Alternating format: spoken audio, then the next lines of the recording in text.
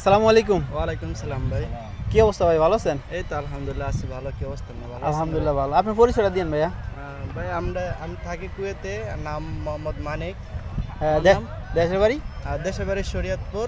হ্যাঁ। কুয়েতে থাকি আজকে দীর্ঘ 7 বছর। মারাফি কোম্পানিতে ছিলাম 5 বছর। তো ওখান থেকে 5 বছর কাজ করার পর এক জায়গায় কন্ট্রাক্ট চলে গেছে। এখন ওখান থেকে রিলিজ হয়ে এখন আপনার আরেকটা কোম্পানিতে আছে, আলসামসিয়াতে আছি আজকে 2 বছর। মোটামুটি আর কি আছি আলহামদুলিল্লাহ ভালো। আলসামসিয়া কোম্পানি তো মোটামুটি ভালো। হ্যাঁ আছে।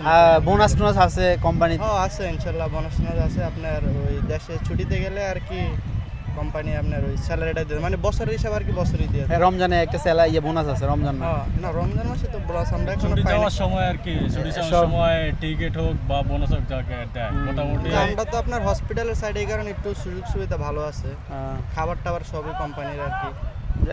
তো এখন মনে করেন এই যে আমরা আকুদুকুমা যারা আসছে অনেকে কিন্তু এখন বর্তমানে আসার জন্য চেষ্টা করতেছে, তো তাদের উদ্দেশ্যে কিছু বলবেন? এখন তাদের উদ্দেশ্যে একটা কথা ভাই, আপনার সব থেকে কুয়েতে আপনার যদি আহালে বিষয় হয় তাহলে মনে করবেন যে কুয়েতে আপনি রাজা। আঁকু দুখুমায় ধরেন পুরা আপনি কোনো 75 টাকার উপরে কোনো সিস্টেম নেই। একটা প্রাইভেট কোম্পানি যাইতে পারবেন না, একটা কোনো জায়গায় যাইতে পারবেন না। তো যারা আসবেন কুয়েতে নতুন করে তাদের উদ্দেশ্যে বিশেষ করে আপনি বিষয়টার আগে যাচাই বাছাই করবেন। যদি আহালি হয় তাহলে ওকে, কোনো সমস্যা নেই। আপনি 75 টাকা বেতনে যদি প্রথম অবস্থায়, তারপরে ইনশাল্লাহ আপনি ভবিষ্যতে কিছু করতে পারবেন। আর যদি ভাই ধরেন আঁকু দুকুমা দেখেন তাহলে ভাই আমাদের মতন আজকে বিপদে পড়া লাগবে। আঁকু দুকুমা বেশি সুবিধা নাই আর কি ভাই। আচ্ছা, এখন তো মনে করেন যারাই আসতেছে মনে করেন হয়তো বিদেশ আসার জন্য মানে আগ্রহ বেশি, তো তারাই তো মনে করেন ভিসাটা বুঝে না, কারণ কুয়েতে তো ভিসা হচ্ছে অনেক ধরনের ভিসা। হ্যাঁ, এই জন্য মনে করেন মানুষ বুঝতে পারে না, চলে আসে যেটা পায় এটা চলে আসে। আমার কথা হচ্ছে এই যে এখন বর্তমানে কুয়েতে আসতে 7-8 লাখ টাকা লাগে, এর নিচে না।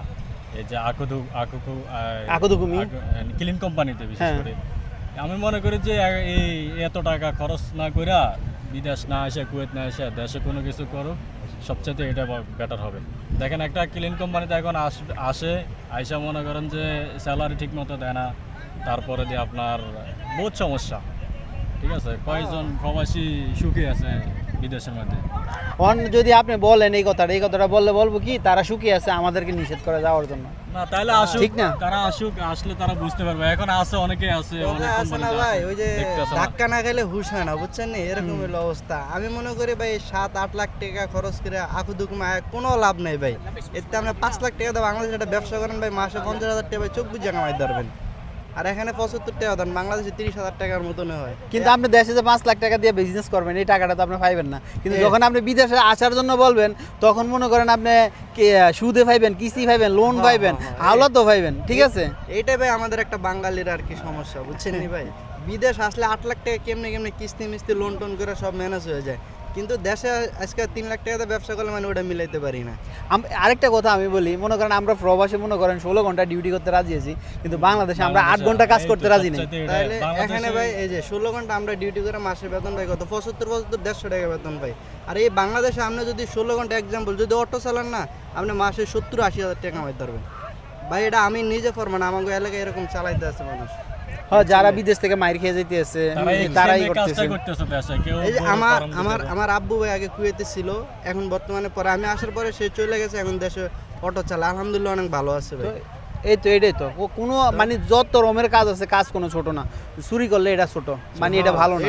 ঠিক আছে, যত মানে নিচে কোক আর উপরে কোক, হ্যাঁ পরিশ্রম করে কামাই করতেছে, রুজি করতেছে, হালাল খাইতেছে। তো আমি সবাই এটাই বলবো, আপনারা হালাল খান, 5 ওয়াক্ত নামাজ পড়েন, হালাল ইনকাম করেন। ঠিক আছে, হালালভাবে সৎভাবে চলেন, কারণ সতের যেটা আছে আল্লাহ এটা আপনারা বরকত দিব এবং কি আপনার রিজিক বৃদ্ধি করব। কিন্তু হারামটা আরামের মতোই থাকবে, কিন্তু হয়তো দুনিয়াতে মজা মাস্তি করবেন, আখেরাতে কিন্তু শান্তি পাবেন না। এটাই তো দুনিয়া হয়েছে 2 দিনের জন্য, অতএব আপনারা যাই করেন তো পরকালের জন্য কিছু করবেন। মনে করেন যে মানুষ যে 8 লাখ 9 লাখ টাকা মূলত একটা বিষয়ের দাম কিন্তু এত না, একটা বিষয় মিনিমাম 4-5টা দালালের কাছে যায়, এই কারণে টাকার পরিমাণটা বেশি। কিন্তু ওই যে আঁকু দুখমা কিন্তু এগুলো আপনার দালাল বলবো না, কারণ ওর তো বেনিফিট হইতেছে না, ও আপনার বইলে কোনো লাভ নেই। বুঝছেন ওর কথা? ও লোকটা কুয়েতে আসতে পারলে হয়েছে, বাস আমার তো টাকা 1-1.5 লাখ 2 লাখ টাকা থাকতেছে না, ওইটা হলো দালালের ইয়া। সর্বশেষ একটা কথায়, বিদেশ আসার আগে যে কোনো দেশে মানে মিডল ইস্টে যে দেশে যাওয়ার আগে একটু যাচাই বাছাই করে যাওয়ার দরকার। আর কাজ শিখে আসার জন্য কাজ শিখে অবশ্যই আমাদের বাঙালিদের মূল উদ্দেশ্য একটা, আমরা কোনো কাজ শিখে আসি না।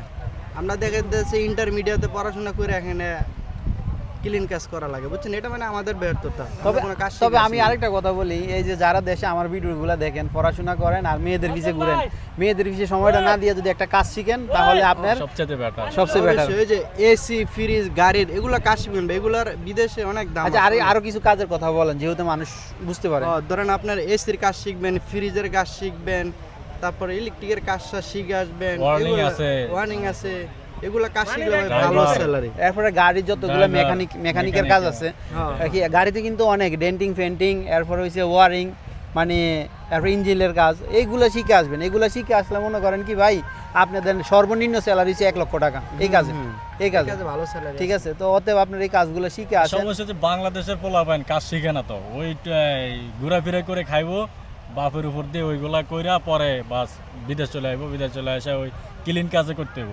এছাড়া অদক্ষ কোনো কর্মী উপায় হিসাবে আসবে। হ্যাঁ। তো অতএব আমি এটাই বলবো, আমাদেরকে এই যে এখন খাদেম ভিসাটা বন্ধ করে দিছে, তো ভবিষ্যতে হয়তো শন ভিসাগুলো বন্ধ করে দিতে পারে, ঠিক আছে না? দিতে পারে, কারণ আমরা যেই ধরেন আমরা সবচেয়ে নিম্ন ভিসা আছি, আমাদের কিন্তু এর থেকে ভালো ভিসা নাই। আমরা এখানে আসার পরে কিন্তু অনেকে সুযোগ সুবিধা করে নেয়, ঠিক না ভাই? অবশ্যই। অনেকে সুযোগ সুবিধা করে নেয়, কারো কাজে দক্ষ দিয়ে বা কারো ট্যালেন্ট দিয়ে, কারো বুদ্ধি দিয়ে, এইভাবে একজনে মনে করেন সাকসেস হয়। কিন্তু প্রথমত মনে করেন অনেক সার্ভাইভ করতে হয়, সার্ভাইভ করার পরে মনে করেন মানুষ একটা জায়গায় যায় দাঁড়ায়, এর সময় লাগে আর কি। তো ওতে ভালোবাসি অবিরাম, সাপোর্ট চাই অল টাইম। এটাই ভাই, সবাই আর কে ভালো কোন থাকেন ধরনের আর- ভিডিও চান ইনশাল্লাহ কমেন্ট করবেন, আর ইনশাল্লাহ সবাই 5 ওয়াক্ত নামাজ আর পড়বেন, যারা সকল প্রবাসীদের জন্য দোয়া করবেন। অবশ্যই আর ইনশাআল্লাহ। যারা আসবেন বিশেষ করে বিষয়টা যাচাই বাছাই করে আসবেন। আকুত আহলে এই দুইটা মাথায় রাখবেন। আহলে ওকে, আকুত নট না, ওকে। আহালি আরেকটা আছে, আহালি মাসুয়া সাগির, ওইটা ভুল করে আসবেন না, হ্যাঁ, ওইটা হ্যাঁ। কিন্তু আকুদুকুমির থেকে আরো খারাপ, ঠিক আছে? এগুলো একটু যাচাই বাছাই করে আসবেন, বুঝছেন নি? বা কুয়েতে আত্মীয় স্বজন থাকলে যোগাযোগ করে পরে আসবেন। ওকে ভাই, ওকে, আসসালামু সবাই ভালো থাকবেন। আজকে আমরা কিন্তু এই যে মাহবুল্লাহ সি সাইডে আছি, কেমন লাগতেছে ভাই?